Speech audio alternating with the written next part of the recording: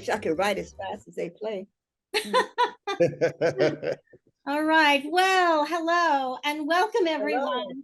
Hello. Welcome to our third lecture on theater history. Tom Oppenheim, our artistic director, began the series last year. The series kicked off with Isaac Butler, author of The Method, How the 20th Century Learned to Act.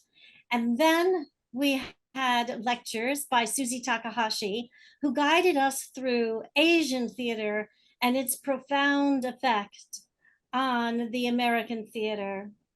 Tonight is part one of S.O.S, Calling All Black People, a lecture on the Black Arts Movement with Sonia Sanchez and James Smethurst. Part two of this lecture will be next Monday, September 18th. It will be at 7:30. That's a time change, 7:30. Along with Sonia Sanchez and James Smethurst, S.O.S was edited by the late, great John H. Bracey Jr., and our dear sister Sonia will read some of her great haikus that she wrote for him. All right, let's get started. Please welcome Jim Smethurst and our dear sister Sonia Sanchez.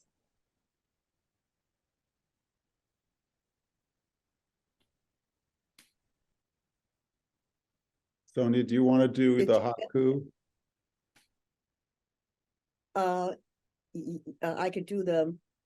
I'll just do the piece that I did for him. Is that okay? Yeah. Okay. Hello, everyone. It's good being here. It's good being here with someone named Smethurst also too. A person who traveled with John Bracey and myself for we did that for what, 4 years? About something like that. Yes. Right. It was an amazing moment with the book that S.O.S, Calling All Black People, a Black Arts Movement. Some of you might have found out that our dear friend John Bracey made transition last year, and so we haven't done as many as we usually did at some particular point. So we're going to dedicate the next two readings and talks to Professor John Bracey, who when I was doing an article and I needed a date and I was too lazy to get up off my out of my chair in my study and reach for the books, I called John and said, John, what was that date when this happened? And Bracey would say, oh, Sonia, yeah, right. And he'd go and give it like 1, 2, 3. And then he would elaborate, for the next 30 minutes as to what all of that meant. Right, yeah. And I finally said, well, I got to get this article out tonight, John. Thank you so very much. But it was always a pleasure and an honor, to hear the depth and the love that he had for this history, our history, for literature, for Black studies, for all the people who also brought their genius to Black studies in a place called America, and a place called UMass, and a place called Amherst, at a place all over this country. So what I was asked to write something for a book that they're putting out on John. I said to Jim, Jim, I could read 6 haiku, but people would not really know John unless they knew his mother. And so I did a piece also to his mother. And I had a note, I don't know if they used it, but I said, my dear John, thank you for your patience, because he'd been waiting for the piece that I had done for his mother. A poem for you and the great woman you call your mother. I hope you enjoyed it. Was written in much love and respect for you too. In love, struggle, peace, Sonia. Soon, oh soon, one morning for John Bracey. She came from a long line of Debosian women, your mother, coming among us with parasol breaths, eyes, iron and steel, allowing no frailty to accent her early life. She came from a bloodline of colored educator seekers, women and men who reconstruct themselves, kneel down at the sound of freedom, answered life affirmatively, having learned how to dance around the calendar of Southern cells. Once again, April runs yellow with rain in Amherst. There are no Southern owls hooting on our northern fears. And I recall last time I saw Helen Harris Bracy sitting on her memory in your house, John, her face twinkling as she leaned back on her eyes. And I saw all of our mothers coming over fields and sand, resurrecting color from a white season. And I heard all of our voices crossing old rivers with iron legs. And I understood that we must all lay our bodies upon the ground, rescue our eyes from mourning, perform wonders in a wonderless place. Soon, oh soon, one morning. Nanga Death, Mama Bracy. How are you, Mama Bracy? We have taken up your songs and liberated ourselves. Nanga Death, Mama Bracy. How are you, Mama Bracy? We have become camp followers of your blood. We have finally anchored ourselves at the beginning of your creation. Soon, oh soon, one morning. Nanga Death, Mama Bracy. And evening haiku for Dr. John Bracy.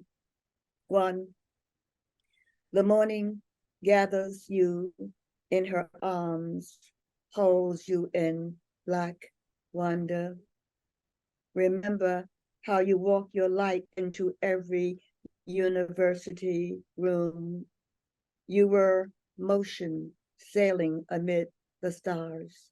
In your class, Tubman, Douglas, Du Bois, and Malcolm whispered, resist, resist, resist. In a circle of touch, your words whispered, family. The day stands still with longing for your intellect. I say the day stands still with longing for your intellect. For John Bracy.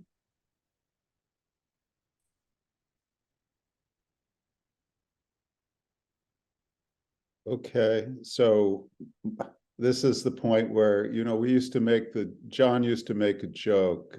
Some of you have heard, I know you have heard it, that when we went on the road, and Sonia, I don't think quite described all the places we were, everywhere from South Dakota to Augusta, Georgia, and a lot of places in between. They made fun of me because my grandmother was from South Dakota, that when we got to South Dakota, I seemed to like gain strength from the land, and I started walking taller. But he used to joke that we were, for those of you who are into sort of classic music, Gladys Knight and the Pips, and Sonia was Gladys, and we were the Pips. But just a few, I wanted to pay tribute to John, in my sort of Pip likeness, which is to, I didn't know John as long as Sonia did, but I worked with him in the W.E.B. Du Bois Department of Afro-American Studies at UMass for more than 20 years. And the thing about John, which served us well in creating the S.O.S. volume, is like as you said, Sonia, he knew kind of everything. I mean, dates and whatnot. There were things you knew John would know about, but he also knew about stuff you had no clue about. Someone would say something about Slovenian science fiction, and he'd go, oh yeah, Slovenian science fiction, and he would like rattle off 4 or 5 authors that you had never ever heard of, and you're going, where do you find time to read this stuff? But the thing about John also is that he was, besides being an incredibly funny guy, incredibly passionate guy, a really good storyteller. And like Sonia had, participated in a lot of different things, brought a lot of different moments of culture and politics and community together. That, I mean, he was an incredibly generous guy, but at the same time, he would tell anybody anything that he thought they needed to know. It didn't matter whether they were a congressperson or a graduate student or a university chancellor. John would speak his truth. I'm not saying that he had no diplomatic skills, but that was what part of who he was. He had absolute courage, absolutely didn't back down. So he was, yeah, I mean, he was smart, sure, but he was a lot of things, and we miss him in the Du Bois department desperately. And you have to understand that this S.O.S. volume wouldn't have been what it turned out to be without John. And John and I, our many travels with Sonia to across the country, also made many trips down to Philadelphia to sit Sonia's beautiful house and wander, do some wandering in Philly, but mostly just work hard on this book. Wow. So should I start off, Sonia, and then you'll follow up on? So, for those of you who are not so familiar with, this was an anthology of the Black Arts Movement. And if you're not so familiar with the Black Arts Movement, although I know you're familiar with some of the artists of the Black Arts Movement and some of the people who came out of the Black Arts Movement, we'll talk more about theater specifically next time and acting next time. But, this is where Spike Lee started. This is where Samuel L. Jackson, LaTanya Richardson started. This is where Danny Glover, who I believe was one of your students, right, at San Francisco State. Yeah. So it is basically the shorthand for the Black cultural movement of the 1960s and 1970s. You could say the long 1960s and 1970s, that was part and parcel with the Black Power movement. Some people sometimes describe Black arts as being the cultural wing of Black Power, but I don't think that quite gets it personally. I think you could just as easily call it the Black Power, the political wing of Black arts. I mean, that they really weren't separable. That they were, because you basically had a lot of political people or seemingly political people, starting perhaps with Malcolm X, who essentially made significant arguments that were significantly cultural. And then you had people who we might think of as more artist-like, seemingly artist-like, who were intensely interested in politics and the destiny of Black people in particular, but also, as Sonia has said many times, what it means to be human.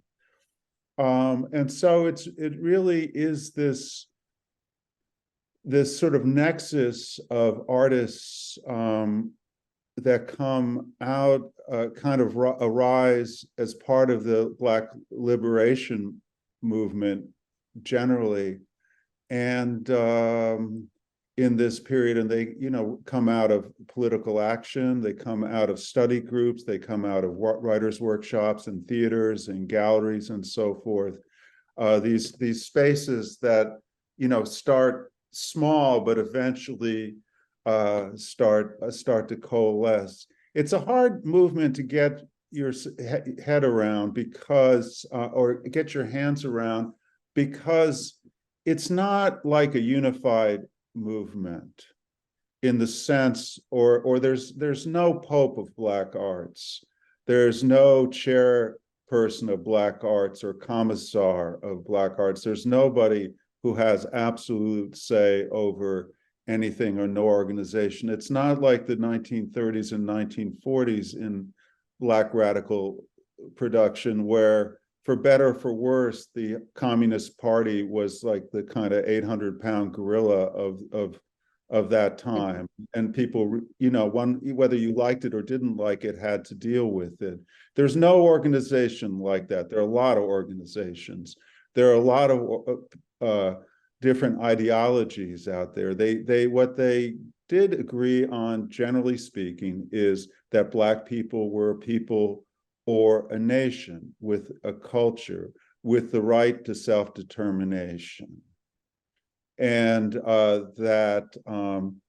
and about trying to be free. I mean, there's more things we could say, but you know, that would be a shorthand.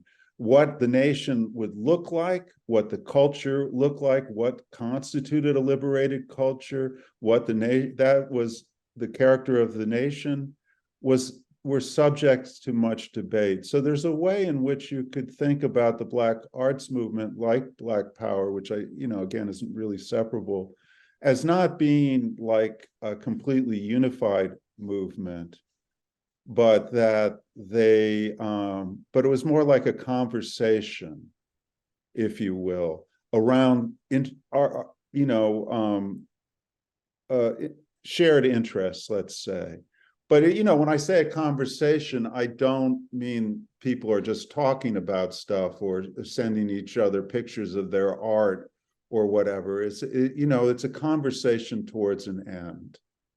You know, not to get all Marxist about it, but, you know, to paraphrase Marx, it's a conversation carried out in words, but also, or you know, polemics sometimes, but also in the artworks themselves, the artistic production, and that it was designed to change, you know, not just to study the world or talk about the world, but to change it again. So, I mean, we can talk more about that. And another thing a couple other things that make it real hard to get around, I think, coming out of Black culture generally, Black popular music, the Black church, Black church music, that sort of thing, it was a movement in which they tried, people by and large, I mean, Sonia can correct me, but my observation is tried to break down, you know, generic and media definitions. In other words, that what are you looking at? Is it a musical production? Is it dance? Is it poetry? Is it theater? Visual art? It often was all of the above. They weren't into being pigeonholing things in a certain way. That's when, you know, again, we'll talk more about theater, but that's why theater was so important, because as one of the founders of the Free Southern Theater, Doris Derby, said, the thing that she liked about the theater, she trained as a visual artist initially, is you could it was easy to do all the arts. The other thing I'll say, and then I'll turn it over to Sonia, that was important about this time, is some people, you know, don't recognize, let's just say, the importance of the movement, the legacies of the movement. Our contention is that it was actually the most important U.S. arts movement ever. One reason is basically any place there were any campus, any community, any town, any city where there were any appreciable number of Black people, there was some manifestation of Black arts. There was a theater, there was a poetry group, there was a artist workshop, there was what have you, you know, there was some kind of musical collective.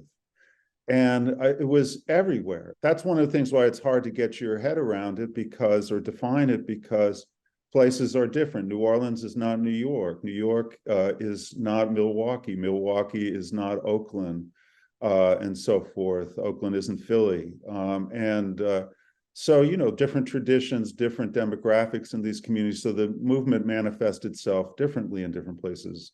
There were small towns, you know, especially in the South, that there was the Black arts thrived. Some of the things, though, it did do that completely changed the face of art in the United States and culture in the United States. And I'm obviously in the first place for Black people, but also other folks, is it completely changed our idea about what art was, who it was for, how you would receive it, how it was supported. You know, before Black arts, except for a relatively brief period during the New Deal, during the Depression with the arts projects of the WPA, there wasn't any publicly supported art to speak of in the United States. I mean, when Black art starts, its beginnings in the early 60s, basically publicly supported art was Lady Bird Johnson's, highway beautification program and educational TV. And that, the idea of art for the people in their communities, not just at a few, the Metropolitan Museum or the Frick or the Whitney, but in Harlem or Bushwick or Bedford-Stuyvesant or Red Hook or what have you. I mean, these were before those became hipster artist kind of places. That's what they supported. So, it's not, this is, to some degree, PBS, the National Endowment for the Arts, the National Endowment for the Humanities, the local humanities councils and art councils. I mean, they're a product in some ways of the spaces that Black arts opened up. We don't think that's weird, but it was weird in, say, 1961. The idea that art could be serious and popular at the same time, because they were trying to reach millions of people, not just a small coterie of hip people. And they did reach, for radical, formally and politically radical art, reached an unbelievably large number of people. And, nowadays, for young people especially, but even not so young people, we think that's standard operating procedure. That even in hip hop, for example, even so-called conscious rappers like DMX or Ice Cube or Lil Wayne will have these intensely political songs like God Bless America or Gangster Rap Made Me Do It. Not to talk about the more Common or Talib Kweli or someone like that. We just accepted that that's even in country music, as much as boring as it is, besides the political message of try that in a small town, that was a kind of politics that wasn't, that's a right-wing politics, but that is again acceptable in culture. We think that's normal, but it wasn't normal in 1960 if Elvis Presley or Sam Cooke, and Sam Cooke resented this, by the way, had started talking about politics. First of all, Sam Cooke would have had his head cut off, and people would have looked at Elvis like he was a talking dog. Right. So, these are just some of the ways in which, who art is for, the idea that it's for everybody, that it's for you in your neighborhood, that it should be supported publicly, and that it could be popular and serious at the same time, is something that we, it's changed us all, and we owe that to Black arts. Sonia, do you want to now go back to the solo? I'd like to just read something from S.O.S. Yeah, I'll go back to what I call here, if I could hold this book. I'm always just I'm so happy about this book and so proud of this book, and so glad that we all spent all that time, to do this, and to bring it out. And remember, my dear brother, how we would go on the road and how people would line up all the way to the back and out the door, and just to have us say something and sign the book. It was like quite magical and quite important. There are a couple of sections that I write something on here, and I had to get up and adjust these glasses. I broke my other glasses, so these are old glasses. So if I do this, you'll know that they're not the proper glasses. The thunder of angels, I called it.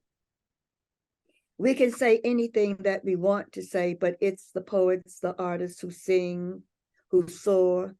We love them.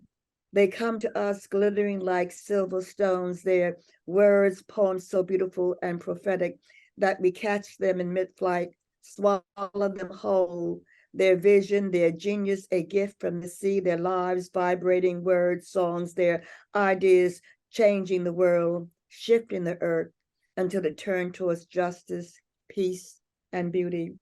We can say anything we want to say about these gatherers of beauty, rolling across the seas, earthbound though, those wearers of waves, we see them in the early morning dawn. We see them in the budding flowers. They speak a language. They play a sound that they inherited from the ancients. We have seen these poets from the middle of the 20th century to the beginning of the 21st century. We have seen them at work, moving in the bloodstream of their people. We have seen them look up when someone inferred that this long voyage of artistry had been futile, had lacked dignity and art. We have seen their tongues track down these disbelievers. We have seen their poems' words silence these diplomats of the dead, anoint our hands with eyes. They have known for a long time that we stand on an earth collapsing in a palette of pain, that we stand in the tracks of conquistadors and imperialists, homophobes and racist terrorists and pornographers, sexists and voyeurs, CEOs and countries who want to own everything, who try to extract our rhythms and put them in a permanent pillbox of pain. And these poetry men and women continue to hold up the air. No mystery surrounded them. The cities knew them, felt their touch, saw their solitary eye demanding change, saw their sparkling hands scoop thunder from their pores. They came warrior clear, their intellect kissing our spines, and their poems brought us life, and we were reborn in their spreading sails of flesh. The word trivia means three in Latin. Whenever three roads met, the Romans put up notice boards with the news. Well, the three roads for this anthology are the past, the present, and the future. This anthology puts up the notice boards that say, listen, listen, listen, these poets, these women, these women, these men sequestered in these pages inform us that activism and work that flows from the heart is God-conscious activism.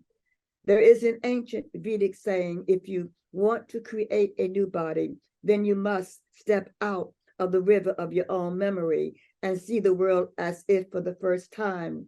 And our sister, brother poets use new memory to help us see the world of our foremothers and forefathers and ourselves as if for the first time.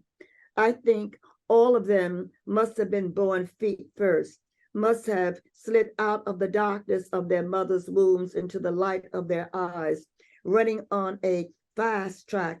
These brothers and sisters of sun and moon downloaded their ancestors who prodded them into an arena called activism and poetry. These careful craftspersons of words and life, aristocratic word sorcerers with a commonest eye, inform us that intellect and work for our people and all people, and activism and poetry that flows from the heart is God-conscious activism.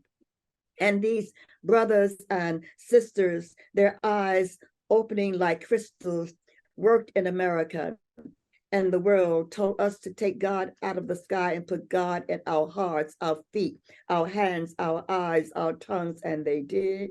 We heard the sacred in all of their handprints and footprints as they reset the identity of African Americans and of people of color on the world stage, from tragedy to the heroic celebration of themselves and their people.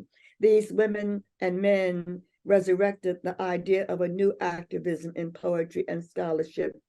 They sat down with the people, listened to them, held them when they cried, laughed out loud with their successes, welcomed their souls, and held their hearts in their hands. These poet visionaries turned the river of memory and made the river turn black, black, black, human, human, human. These poets were a Cante Hondo, a deep song of Africa, the Caribbean, the Americas, India, the Middle East. They came with the staccato speech and rhythm of the spirit. Their passion entered this American bloodstream.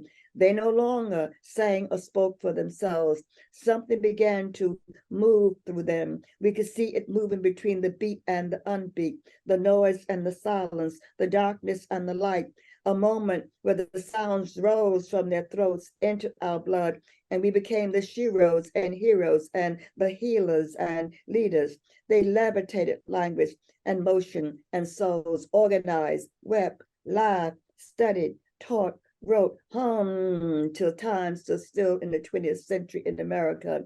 They, through their writings, had summoned the duende, the spirit of all our ancestors who had suffered and yet survived, and did it with dignity and grace and order and beauty. These poets told us that we had affirmed life, life, that our eyes had abandoned death, defeat, supposed inferiority, that our feet were dancing silver as we ate of the earth, as we all must do before we die.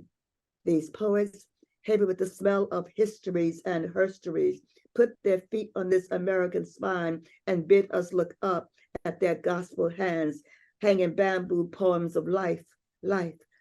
These women and men in Ezekiel's valley asked, "Oh Lord, can these bones live?" and discovered that they did live through activism and words and love and beauty. Sister Bernice Reagan told me one day about the great blues singer, Brother Montgomery, who said, "We all come here naked. Black folks know it, but white folks don't know it because they come here white. White folks don't come here naked. Their skin is an additional currency, puts them far ahead." He continued, "We all come here naked and must make arrangements for someone else while you're here, not just do for yourself."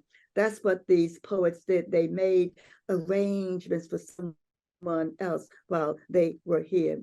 This anthology will help us reintroduce our past blood to our present and future blood, make our memory re-enter our bloodstream in order to erase any death prints. Toni Morrison said, "We died. That may be the meaning of life, but we do language. That may be the measure of our lives," and how Sister Toni and these poets do this thing called language, the measure of our lives, how they caress, embrace, untangle this language, recapture our memory, how they stand words up and let them minuet our blood, how they help us recover our silver words as they open up the sorcery of language, take us out on the wings of laughter and pain, intellect and beauty, how they commandeer words spinning under this domestic sky, and they become a river moving against winter sails, repelling ice water ghosts, kneeling on razor-thin knees at confession. Our bodies are tattooed forever with their quick silver rhythms. We are one, alive, apart from the elasticity of the dead. Give me the spirit, Lord, Lord, Lord. I say, give me the spirit, Lord, Lord, Lord. Give me the quick silver courage, Lord. I say, give me the quick silver courage, Lord. Give me the quick silver courage, Lord, so I can spread it over my face and mouth and legs and hands. So I can spread it over my face and mouth and legs and hands. Give me the strength, Lord, to hear the wrath of the country and the world, because I preach and teach and poet and write as an equal, as an equal, as an equal, as an equal. Whoa, whoa, whoa, whoa, whoa, whoa, whoa.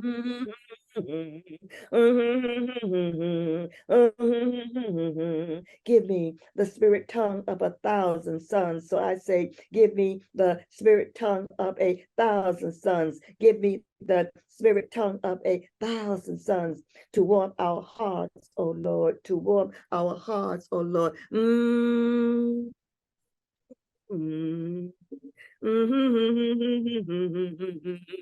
Give me the spirit, oh Lord. I say, give me the spirit, oh Lord. Give me the spirit, oh Lord, to come awake in your thunder, so that our eyes can see behind trees, so that our eyes can see behind trees.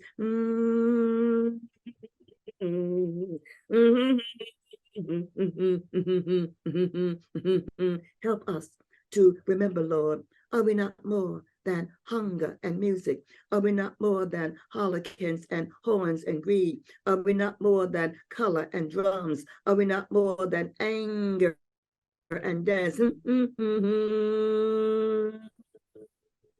Ah, bobo, bobo, bobo. Praise God.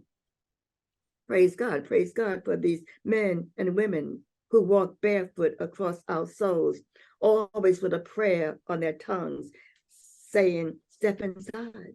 I say, step inside, Amunwen. I say, step inside, mi amor. Give us the spirit, Lord, to put on our eyes, and forever, oh Lord, let us be in the eyelash of your memory, where there is always the precision of sisters and brothers sewing themselves into the sleeves of beauty and change. Ye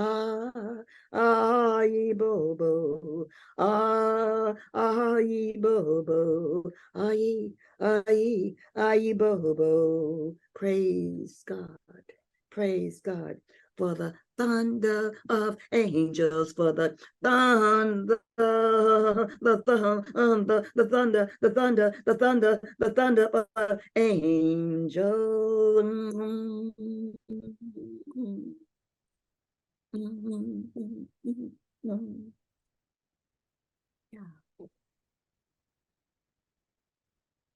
Yeah.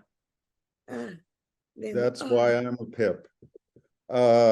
Yeah, that's why I am I mean, we were all there together, you know, we were all the pips, you know, because when you listen to Gladys and her group, we knew who we were, did we not? But it was such a joy for John to make that joke, because the audience just laughed, but they heard what you said, and they heard what John said, and they heard what I read and what I said, and they knew that we were one up on that stage, listening to each other. And when someone said something and added something, we would burst out laughing, you know, and look at each other and know what a group we are, what a group we are.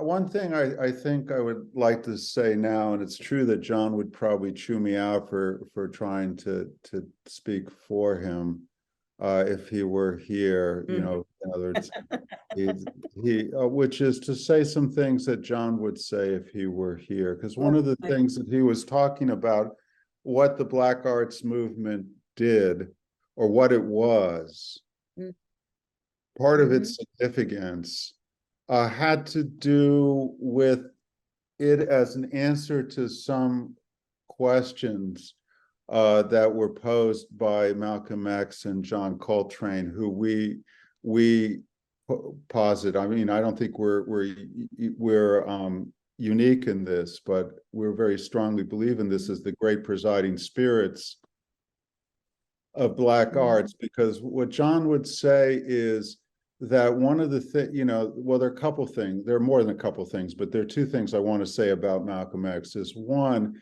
in his insistence on, you know, that Black people were Black, and talking about the so-called Negro as a designation that's a slave designation that was imposed on Black people.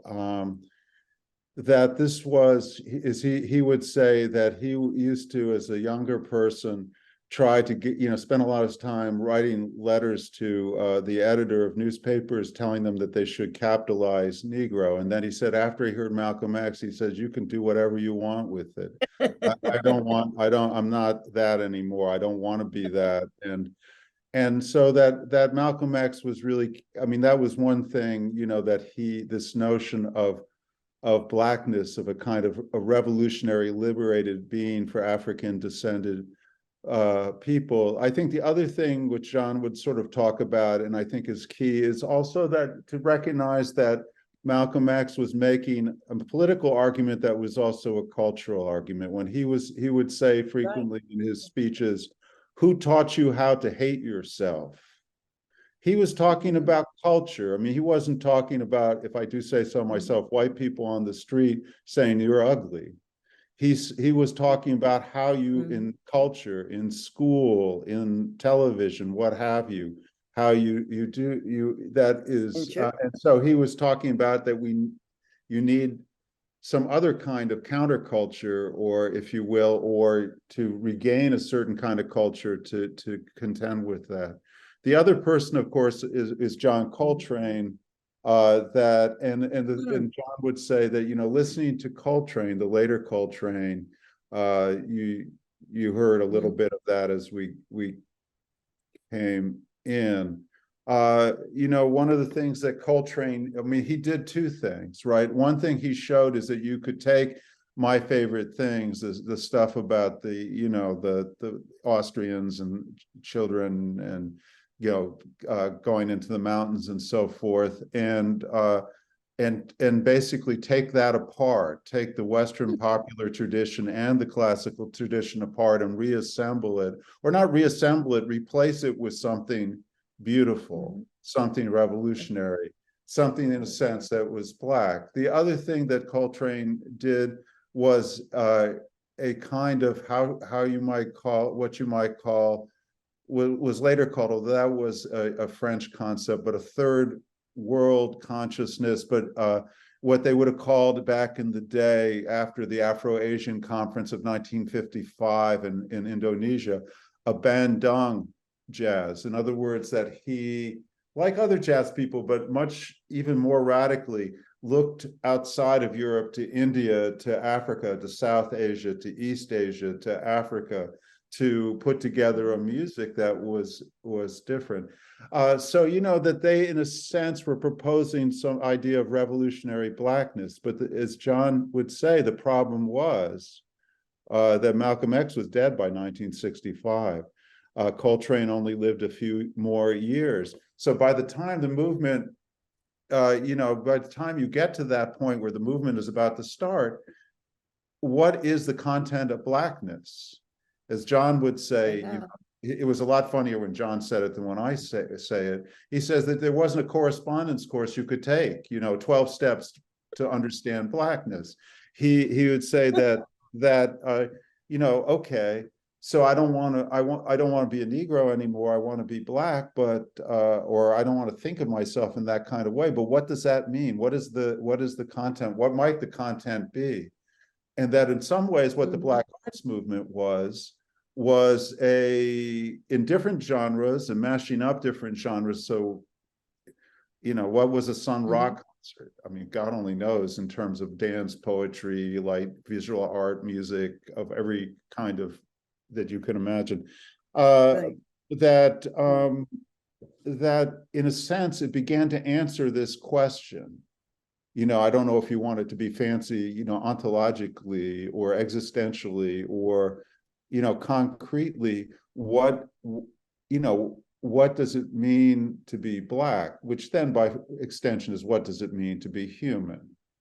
Right. You know, which is, you know, in other words, that you don't have the so-called whiteness as the starting, you know, yardstick for humanness, but some other, which was always an inhumane idea, but, you know, kind of measure, but some other new kind of measure. So I think John, if he would be here, would talk about like how people like Sonia, how people like Amiri Baraka, and actually Gwendolyn Brooks, as she engaged more with Black arts, and a whole Askia Toure and Carolyn Rogers and Bahari Amini and so forth, how they began to answer that question and all its complexity. And it was, you know, one thing, and I'll stop, is that, but Sonia, I think you made a big point of this, that we try to do with S.O.S. is not to present a version of it, an argument of what we think it is, but I mean, there is that in there, but we try to,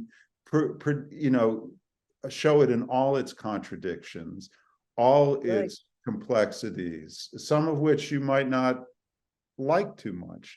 I mean, some of which we disagree about, but we didn't think it was about, it should be about us in that sense, about what we thought was better than others, but to try to give a sense of what it actually was. So, you know, again, it's a conversation or a discussion or even a debate about what that content might be. And we tried to be as honest as we knew how to be.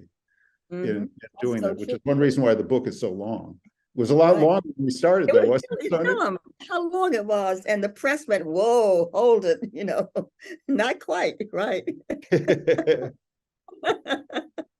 Yeah, I mean that is so true, and the joy though of of of the years that we spent down here in this house, between teaching and traveling, right?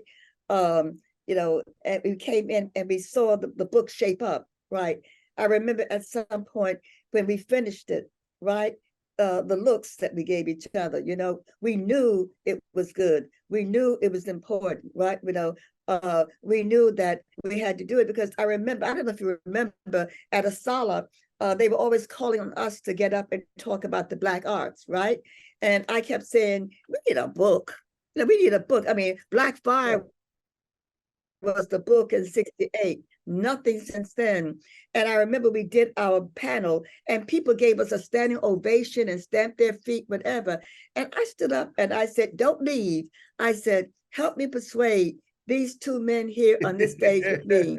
Tell them what we need. Now, we need a book. We need a book now that will not, in a sense, try to tell you how to think, but tell you how a lot of people were thinking. And to tell you also that every bloody thing you turned on television came out of the idea of Black arts. When people got on the stage, right, and played, and somebody came dancing around them, whatever, those are the kinds of things that we did also, too. When people began to sing, someone got up and recited poetry at the same time. That was stuff that we were doing that was just so natural at some particular point. And the joy of having done that. But the joy also, was when we autographed our books and the little children came up, Jim, remember? And and I said, what is your name? And they would say, Retreata, Retrieva, whatever, etc. And I would get up and say, what a beautiful name. What a gorgeous name. And they looked at me and they said, you really think it's beautiful? I said, yes, because kids were being laughed at, when they were given these names. We gave our children African names, Arabic names, or names, from the East, whatever, etc. And when you said that to them, they smiled and they walked away holding the book and looking back at you, waving. I mean, the whole point is that and I know that we moved in an honesty, and we moved in such a way that we began to talk about, answer the question. We began to pose the question, what does it mean to be human? And in terms of doing this work, we began to answer, this is what it means to be human, what it means to walk upright as a human being. And it was always such a joy, being there, listening and seeing us on stage and seeing us when one of us made a joke, how we would all fall out laughing, how we supported each other, how we wrote and lines were outside the building, and how we slowly would write our names and even hold a conversation with people, and no one complained, no one got mad and said move the line along, because they knew that was a conversation, most especially when the very young people came up and the children came with their parents, how they just stood there and looked at you, and one of them said to me at the very beginning, and you all wrote this book, right? And I had to persuade her, yes, we did. I mean, no, you wrote, these are your words in here. And we said, yes, except for a few other words by poets, other poets, whatever. And that smile, the child would walk away and look back. And what she was saying, I knew what she was saying in her heart and her spirit, in her toe jam, in her toes and her fingernails. She was saying, I can do that too.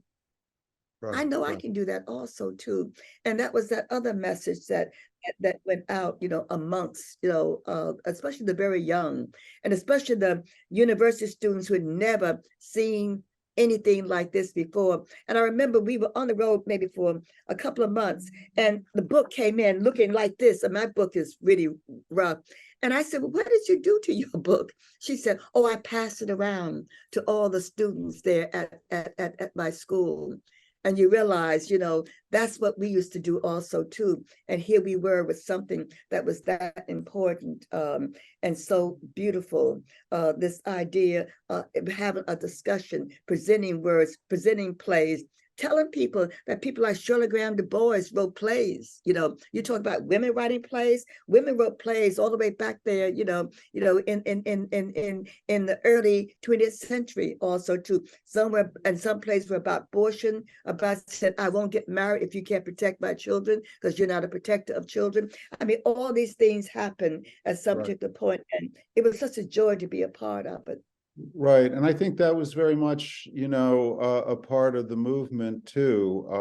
We talk about Coltrane and Malcolm X, and rightly so. But, if you think about someone like Lorraine Hansberry as a kind of forerunner, I mean, one of the things that you encounter again with the theater people, especially, I mean, we can talk about this more next week, is one of the most powerful things about A Raisin in the Sun was not, I mean, the play itself, of course, but also, especially after it finished in Broadway and went on the road, and people looked at this play, which had almost all except one Black, all the actors except one was Black. The playwright was Black. Now that had happened before. The director was Black. Even some of the texts, if they could work it, were Black. And so people, I remember Ron Milner, the great playwright from Detroit, saying that he and Woody King, I'm sure many of you know who Woody King is from the New Federal Theater, and working with Joseph Papp, who comes from Detroit, and he and Ron Milner are seeing like A Raisin in the Sun and saying, when it's on the road, and saying, hey, we could do this. She can do it. We can do it. We can have a play, a company, a play, and go and make it with written by Black people, acted by Black people, directed by Black people. Importantly, because that was almost completely Jim Crow in those days, the text would be Black, the stage director, the scene, the designer would be Black. All that. And so I think that was part of the spirit of Black arts, right? I mean, if let's do it. We don't have to wait around. You honored your ancestors, but at the same time, you didn't wait around for someone to tell you you could do it. You did it. That's right. And we did that a lot. I remember we did readings when we went to California to begin the Black Studies, the first Black Studies in America, right? And people would come and said, would you come to our community? We said, where do you live? They lived across the river, And we said, yeah. We said, we'll come on a Sunday.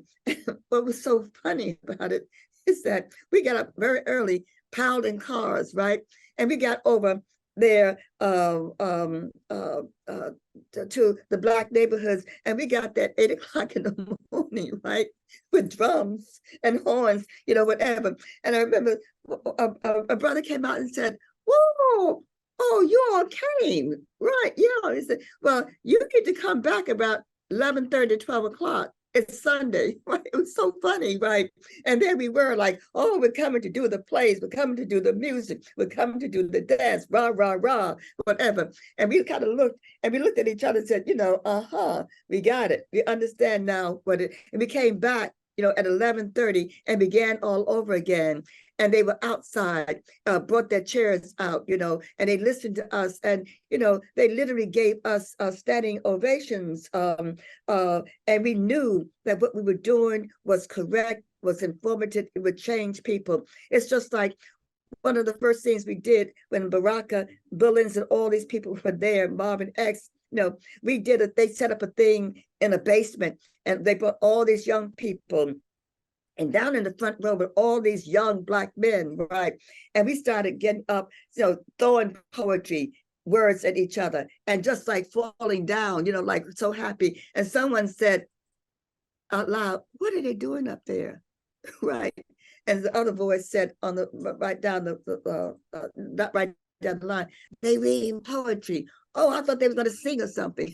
Right, and that first row got up and left. The rest stayed behind. But 1 year later in San Francisco, at that big music place where they did all the great music with different people in the Fillmore, I think, San Francisco, the Fillmore, my dear brother, same people, Ed, Bullens, Baraka, Sarah Fabio, a young brother who was reading for the first time, and Marvin X, Askia, and myself on that stage. We started to read whatever, and each person who finished a poem, you can hear in that place, Fillmore, the temp rising, people rising. You can hear the breath, rising. You can actually hear people sometimes gasping for breath. And I read, then Baraka read, and when we finished, that was an explosion in that place. It was the music of the Black arts, the music of poetry that had those people stand up and stamp their feet for 20 minutes. Screaming. I thought they were going to fall off the balcony. I kept saying, be careful, be careful. But we looked at each other and we said, got it. We got this one. We know what we're doing with this. And that was the joy and the beauty, of our words on that stage, how people reacted, how they saw themselves, in our eyes, right? How they began to understand that all these years when they had to just recite some of that other poetry sometimes, if they recited it at all. But when they were reciting the poetry that they heard from us, whatever, and hearing it, they saw themselves, and they saw their beauty, and they saw their power, and they saw the possibilities. That is why it took all this time for another book to come out, because they were empowered, period, right? And that was the beauty of it all. And we were so blessed, my dear brother, to be a part of it. And we were so blessed also that you came on to be a part of this book, giving poems and giving plays, giving lectures, giving things about the history, whatever, not choosing one side or another. No, we said, here it is. This is it all. Swallow it. Spit out what you don't want. Swallow. Let the other just nourish you, and run down to your feet and lift up your legs and your knees and walk. Walk on these waters that came in. As we talk to you, whatever. It was so beautiful. It was what I say, holy moments, and we had holy moments on the stage, if you remember, when people just stood up and just kept clapping when they heard us respond to this book. And that's what these books should do, to make us truly see ourselves and know at some point that someone's been running a game on us, perhaps at some point. And here we've peeped it all, and here are the results of the peeping, whatever. And they knew then that they were important, that they were, it was possible for them to do anything they wanted. So you saw even the change in the idiot box, that is the television. You saw the change on the radio. You saw the change in plays. We did plays. We would go downtown in the village, and we did like the agit prop things, 15, 20-minute plays, right? Barack and all of us, right? And people would gather, and we start doing a play, doing some poetry, whatever, and we did it, and we came. But I like to tell the story is that we were in Harlem, I don't know, for some reason, we were walking down, I think 7th Avenue, and there was this bar there, and Baraka said, I'm going to go in and ask them to let us come read some poetry, right? And we went inside. Baraka said, man, can we come in here and read some poetry on Saturday? And the guy looked at him and laughed. He said, you want to come in this bar and read some poetry, man? He said, yeah. He said, if you think you can do it, come. So we came in 8 p.m. Baraka, I think Askia is another poet, and myself came in. Baraka went over and pulled out the plug where the music was playing, and the place got stopped. People stopped what they were doing. They looked, whatever. And Baraka got up and recited this poem, and I said a couple of words like, that must be an MF, and the audience roared. They did not miss the music because we were giving them the music there. They sat there in that bar and listened. We finished, they got up, and an explosion. Oh, did you hear what they just said? Did you hear what they just said? And as we left, they said, you coming back next week? You coming back next week, whatever. But Rock said, yeah, man, we'll come back, whatever. We didn't ask for any payment in there at all, because we understood that this movement that we were involved in was to get the people to look at themselves as human beings, because this country was said you ain't no human being at all, whatever, to make these children love the names that they were given at some point, to go into the schools as we did, right? And we taught what we had learned and put up on the bulletin boards, Du Bois, all the poets, all the Black poets that we knew. So every day they came in, they saw themselves, right? This is the joy of putting out this book, talking about all of that, of the people who wrote what they wrote and said what they said. But this was the joy of being a part of a movement also too, that made us change.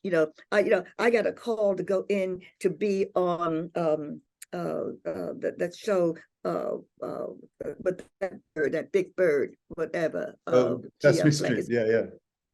Right. They want me to come and be, and be a part of it, whatever. But I was broke. I was teaching. I had a gig teaching, and I could not get out of it, whatever. And I thought about it for a minute, and I said, no, what you're going to say will cause a little problem. I know that for a fact, whatever, etc. So I said, I'm so sorry, I'm able to do it. But we would go on programs. We show up at a newscast, right? And one of the brothers in Brooklyn who played a mean sax, they called us to come in, and they said, and I'll never forget, they said, all right, you two come on now. The camera will be on you, and you start reciting your poem, and you play. This is on a program, mind you, at a hesitation, whatever, instead of a commercial. And we did that, there in the middle of news, in the middle of a program, whatever.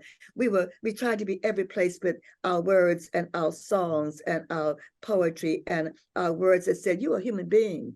Don't let anyone treat you like that. You human. You understand? Human? That's what we talk about, being human beings. They call us all kinds of names, whatever, but we ain't no niggas, we ain't even no Negroes, We're trying to figure out this Black stuff in the meantime, this Afro-American, this African-American, but we ain't niggas. We ain't niggas. And when you go to the movies, and I used to go to the movies with my children, and they make me sit in the back because someone says something wrong on the screen, I go, boom! And my children would look around with their friends and said, that's my mother. So I sat in the back always, period. Right. I'm so sorry. No, this is, I am sorry to have to burst in, but I did promise you both that I would watch the time. And thank you. No, you're welcome. But the good news is that we have you both next week. Right. Right. That's right. Yes, we do. Right. Next week, Jim. Mm-hmm. Yes, same time, same station. Yes, exactly. Maybe a same different place. Right. I don't know. And not the same clothes, but have different clothes. Oh, okay. I'll probably have. I might put on a different shirt. Okay. But I did want to encourage our audience to think about some questions, and most importantly, I'd like to encourage the audience, because you've got a week now to go through this book, go to the library and do some research on the book. And the other book we put in the chat is this glorious book. Oh, yes. And we heard so many of your words tonight, my dear sister. And I just hope we all get these books. Go to our partner book, McNally Jackson, independent book. And oh, good. So I think, and keep us alive and eating, right, Jim? Right. Oh, yes. All right. Well, I think we're going to pop off now and think about all that. Thank you so much. Okay. Thank you so much. Thank you. Thank you, my dear sister Sonia. Can I say a haiku that I did for my children? Let me wear the day well, so when it reaches you, you will enjoy it. Hope the audience will enjoy what we said in their days until we see each other again. Right? Yes. Good night, everyone. Thank you. Good night. Good night, Jim. It's good to. So we got to do